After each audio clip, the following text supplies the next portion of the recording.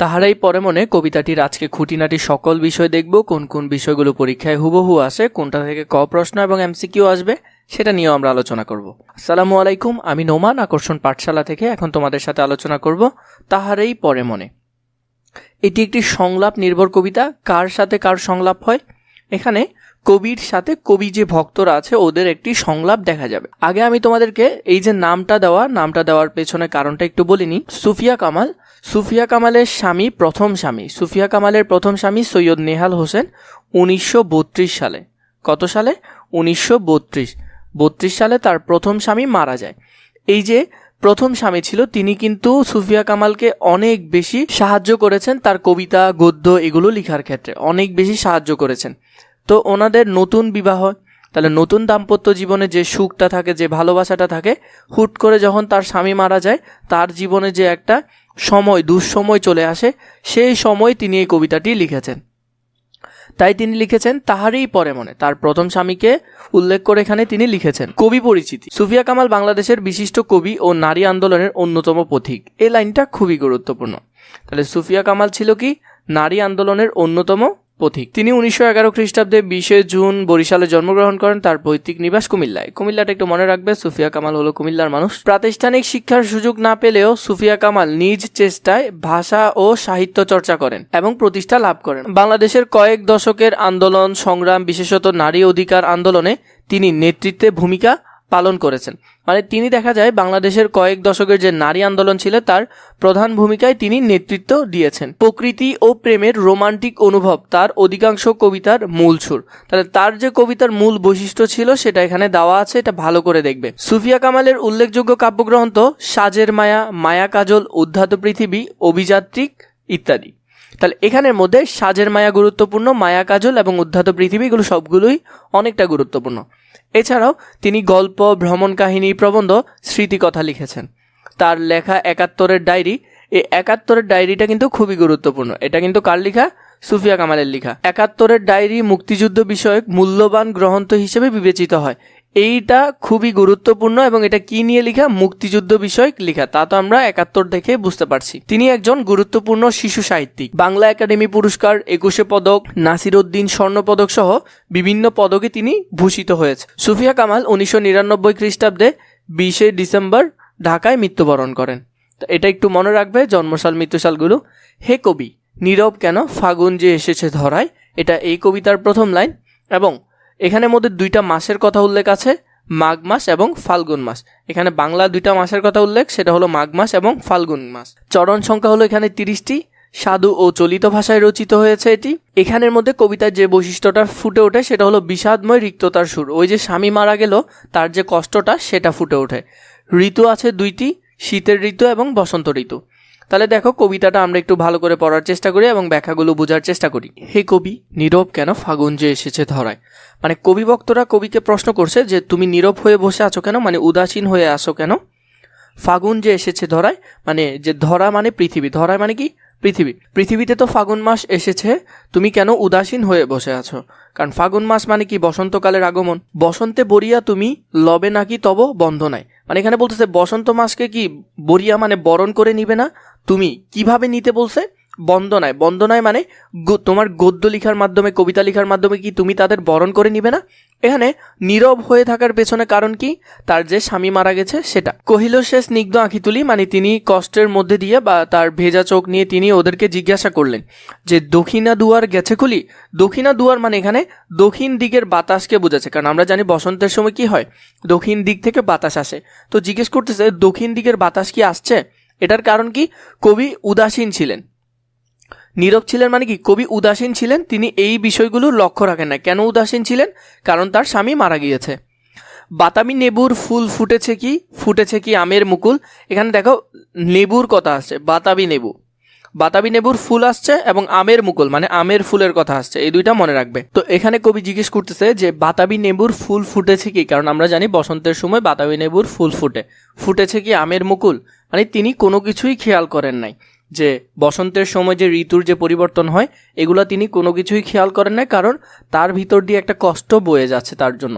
দক্ষিণা সীমার তার গন্ধে গন্ধে হয়েছে কি অধীর আকুল। আমরা জানি বসন্তের সময় যখন অনেক বেশি ফুল ফুটে, ফুল ফোটার কারণে আশেপাশে একটা শুভ্র গন্ধ ছড়িয়ে যায়। তো কবি এগুলো কোনো কিছুই খেয়াল করেন নাই, কারণ তার মন উন্মনা বা উদাসীন হয়ে আছে। এখনো দেখনি তুমি?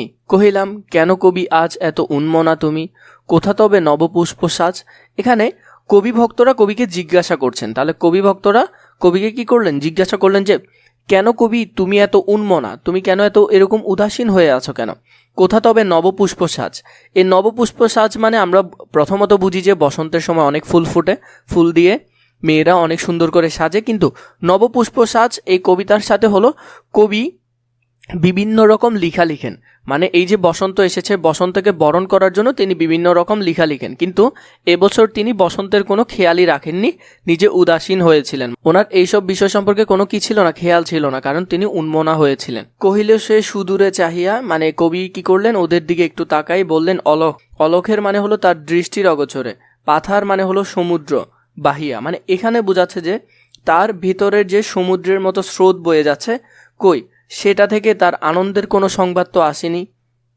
তরি তার এসেছে কি?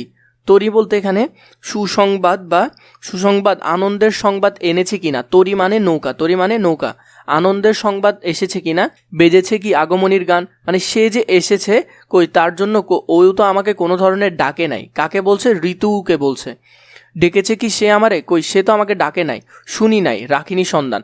আমি ওর কোনো কিছুই শুনি নাই। মানে ও যে এসেছে, আনন্দের সংবাদ এসেছে কিনা, অথবা নতুন করে যে ঋতু এসেছে, কই সে তো আমাকে ডাকেনি, আমি তাই শুনিও নাই, সেটার সন্ধানও আমি রাখি নাই। এবং এর মধ্য দিয়ে কবি ভক্তদের কি করলেন? ব্যাহত করলেন বা তার আহত করলেন। কবি ভক্তকে যে আঘাত দিলেন আর কি, যে কবি ভক্তরা এত আশা করেছে যে তিনি নতুন কোনো কবিতা লিখবেন, কিন্তু তিনি সে জায়গায় বলছেন যে কই আমি তো বসন্তের কোনো ধরনের খোঁজ পাই নাই, কোনো সন্ধানও আমি ওর রাখি নাই। কহিলাম, ওগো কবি রচিয়া লও না আজও গীতি। এখন কবি ভক্তরা কবিকে বলছেন যে ওগো কবি। তাহলে ভক্তরা কবিকে কি বলে সম্বোধন করেছেন? ওগো কবি রচিয়া লও না আজও গীতি, মানে আজকে একটা তুমি কোনো কিছু রচনা করে ফেলো বা কোনো কিছু লিখে ফেলো। কার সম্বন্ধে? বসন্তের সম্পর্কে। বসন্ত বন্দনা তবে কণ্ঠে শুনি এই মোর মিনতি। তাহলে কবি ভক্তরা মিনতি করছেন যে তোমার মুখে বসন্ত সম্পর্কে আমি কোনো কবিতা বা লেখা শুনতে চাচ্ছি। এখানের মধ্যে কবি ভক্তরা কবিকে অনুরোধ করছেন যে কবি তুমি আজকে বসন্ত সম্পর্কে কোনো কিছু লিখে ফেলো, আমি তোমার মুখ থেকে সেটা বা তোমার কণ্ঠে সেটা শুনতে চাচ্ছি। কহিল সে মৃদু মধু স্বরে, মানে কবি এবার মৃদু মধু স্বরে মানে আস্তে আস্তে করে কবি ভক্তদের বললেন নাই হলো না হোক এবারে, মানে এবার আমি ওর জন্য কোনো কিছু লিখলাম না, সেটা এবার নাই হোক। আমারে গাহিতে গান বসন্তে আনিতে বরিয়া রহেনি সে ভুলে নিত, মানে এখানে বলতেছে কই ও তো আমার গানের জন্য বা আমার লিখার জন্য ও অপেক্ষা করে নাই। কাকে বলছে? বসন্তকে বলছে। ও ঠিকই ফাগুন মাসকে স্মরণ করে চলে এসেছে, তাই বলছে বসন্তে আনিতে বরিয়া রহেনি সে ভুলে নিত, মানে সে ঋতুর পরিবর্তনে ঠিকই চলে এসেছে তা ফাগুনে সমারিয়া। এখানের মধ্যে ফাগুনকে সমারিয়া মানে হলো যে স্মরণ করে, ফাগুনকে স্মরণ করে ঠিকই তো ঋতু পরিবর্তন হয়ে গেছে, কই ও তো আমার কথা চিন্তা করেনি। তো এখানে কবি ভক্তদেরকে এটা উত্তর দিলেন, মানে এবার না হয় আমি ওর জন্য কি কোনো কিছু রচনা নাই করলাম, কই ও তো আমার কথা মনে রাখেনি, ও তো ঠিকই ফাগুনকে স্মরণ করে বসন্তটা চলে এসেছে। এখন বলছে কহিলাম, কবি ভক্তরা কবিকে বলছেন ওগো কবি অভিমান করেছো কি তাই, মানে তোমাকে যে ও বলে আসে নাই তাই কি তুমি অভিমান করেছো? ও তো প্রকৃতির নিয়মে চলে এসেছে, মানে প্রকৃতি যেমন কারো জন্য অপেক্ষা করে না সেভাবে ও চলে এসেছে, তাই বলে তুমি অভিমান করেছো? যদিও এসেছে তবু তুমি তারে করলে বৃথায় মানে কি করা? তিনি যে বসন্তকে বরণ করেন নাই, তাই বললেন যে এই বসন্ত মাসটা কি হলো? বৃথা হলো। ও ঠিকই প্রকৃতির নিয়ম অনুসরণ করে চলে এসেছে, কিন্তু তুমি তারে বরণ না করে তাকে বৃথা করলে। কহিল সে পরম হেলায়, মানে কবি এখন হেলায়ের মধ্যে মানে ভক্তকে বললেন যে বৃথা কেন হবে ফাগুন বেলায়, মানে এটা বৃথা কেন হবে ফাগুনের বেলায় বা ফাগুনের সময়, মানে ও তো ঠিকই বৃথা হয় নাই, আমার না লিখলে কি হয়েছে? ফুল কি ফুটেনি শখে? বসন্তের সময় যে ফুল ফোটার কথা ছিল সব ফুল কি গাছে ফুটে নাই? পুষ্পরিত লবেনি কি ঋতুর রঞ্জন? এখানে বলতেছে এই যে ঋতুর রাজ, তাহলে ঋতুর রাজ কাকে বলা হয়েছে? বসন্তকে এখানে ঋতুর রাজ বলা হয়েছে। এই সময় আমরা জানি বসন্তের সময় অনেক বেশি গাছে গাছে ফুল ফুটে, তো বলছে আমি তো ওর জন্য লিখি নাই, কিন্তু এতে কি হয়েছে? ফুল তো সব ধরনেরই ফুটেছে, সাথে পুষ্প দিয়ে মানে ফুল দিয়ে ওর পুরো ঋতুটা, যেমন বসন্ত ঋতু ফুল দিয়ে ভরে ওঠে, ঠিকই আশেপাশের পরিবেশ তো ওইরকমই আছে। মাধবী কুড়ির বুকে গন্ধ নাহি, বলছে এই যে মাধবী লতা আছে, মাধবী লতা এক ধরনের ফুলের লতা, তার ফুলের মধ্যে কি কোনো গন্ধ নাই, কোনো সুবাস নাই? করে নাই অর্ঘ্য বিরোচন, সে কি অর্ঘ্য বিরোচন বলতে বোঝাচ্ছে যে আঞ্জলি বা ফুল দিয়ে তাকে কি বরণ করে নেয় নাই? ঠিকই তো বরণ করে নিয়েছে। কই, ওই সময়ের কথা তো ওরা ভুলে যায় নাই, ওরা তো ঠিকই বসন্ত মাসকে কি করে নিয়েছে, বরণ করে নিয়েছে। হোক, তো কবি ভক্তরা বলতেছে যে তা তো ঠিক আছে, কিন্তু তাই বলে তুমি ওকে বরণ করছো না কেন? তবু বসন্তের প্রতি কেন এই তীব্র বিমুখিতা? মানে বলছে যে তাও হলেও তোমার কেন এই বসন্তের প্রতি এত বিমুখিতা কেন, বা তুমি কেন ওকে বরণ করে নিচ্ছ না? তো কবি ভক্তরা তো জানে না যে কবির কেন কষ্ট, বসন্ত সম্পর্কে কেন এত কষ্ট, কেন কবি উন্মনা হয়ে আছেন, এটা কবি ভক্তরা জানে না। কহিলাম উপেক্ষায় ঋতুরাজে, মানে ঋতুরাজ বলতে কি বসন্তকে বোঝাচ্ছে, যে উপেক্ষায় ঋতুরাজে কেন কবি দাও তুমি ব্যথা, মানে তুমি কবি ভক্তদেরকে কেন ব্যথা দিচ্ছ? এই ওকে উপেক্ষা করে, বসন্ত মাসকে উপেক্ষা করে কেন তুমি কবি ভক্তদের ব্যথা দিচ্ছ?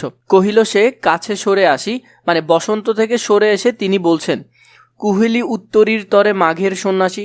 এই লাইনটা খুব খুব বেশি গুরুত্বপূর্ণ, খতে আসার জন্য, এমসিকিউতে আসার জন্য খুব বেশি গুরুত্বপূর্ণ। কুহেলি, কুহেলি মানে হলো কুয়াশা, কুহেলি মানে হলো কুয়াশা, উত্তরী মানে চাদর, উত্তরী শব্দের অর্থ চাদর, খুব বেশি গুরুত্বপূর্ণ এই দুইটা শব্দার্থ দেখবে। তলে মাঘের সন্ন্যাসী, মানে মাঘের সন্ন্যাসী বলতে তিনি এখানে শীতকে বুঝিয়েছেন। তো এই যে বসন্তের আগে আমরা জানি যে ঋতুটা চলে যায়, সেটা শীতের ঋতু।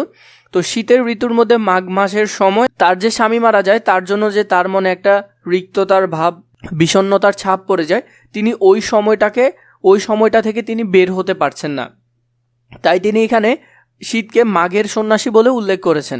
গিয়াছে চলিয়া ধীরে পুষ্পশূন্য দিগন্তের পথে রিক্ত হস্তে, মানে এখানে তিনি বলছেন যে এই যে ঋতুগুলো যে চলে গেল, মানে ওই সময়টা থেকে তিনি বের হতে পারছেন না, তাহারই পরে মনে ভুলিতে পারি না কোনো মতে।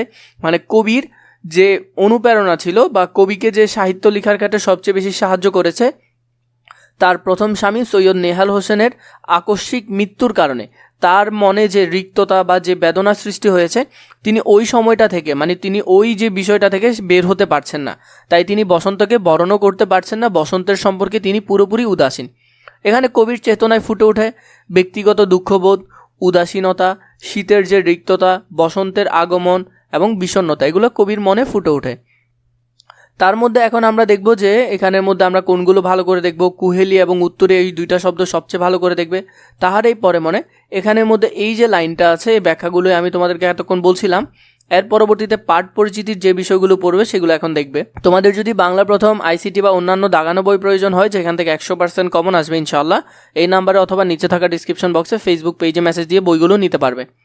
খুবই অল্প দামে আমি তোমাদেরকে বইগুলো দিব। তাহারই পরে মনে কবিতাটি 1935 খ্রিস্টাব্দে মাসিক মোহাম্মদী, কোন পত্রিকায়? মাসিক মোহাম্মদী পত্রিকায় প্রথম প্রকাশিত হয়। কোন পত্রিকায়? মাসিক মোহাম্মদী পত্রিকায়। এই কবিতায় প্রকৃতি ও মানব মনের সম্পর্কের একটি গুরুত্বপূর্ণ দিক তাৎপর্যময় অভিব্যক্তি পেয়েছেন। মানে এখানের মধ্যে আমরা প্রকৃতির বিষয় দেখেছি, বসন্ত ঋতু এবং শীতের ঋতু, এবং মানব মনের এই যে ঋতুর সাথে যে একটা বিষণ্ণ ভাব জড়িয়েছিল সেই বিষয়টা, এতটুকু তোমরা পড়লেই পারবে। আমি তাও এখান থেকে যে লাইনটা দেখিয়ে দিচ্ছি, তার সাহিত্য সাধনার প্রথম সহায়ক, তাহলে তাকে যে সাহিত্য সাধনায় প্রথম সাহায্য করেছেন, উৎসাহদাতা, যিনি তাকে উৎসাহ দিয়েছেন, স্বামী সৈয়দ নেহাল হোসেনের আকস্মিক মৃত্যুতে 1932 সালে তিনি মারা যান। কবির জীবনে প্রচণ্ড শূন্যতা নেমে আসে, মানে হুট করে তার নতুন বিবাহ হয়েছে, তার স্বামী মারা গিয়েছে, এই জন্য তিনি তার জীবনে যে এক বিষণ্ণ সময় কাটাচ্ছিলেন, সেই সময়টাকে এখানে বোঝাচ্ছে। কবিতাটিতে আরেকটি লক্ষণীয় বৈশিষ্ট্য হচ্ছে এর নাটকীয়তা, মানে একেবারে নাটকীয়ভাবে যে উপস্থাপন করেছেন কবি ভক্তের সাথে সেই বিষয়টা।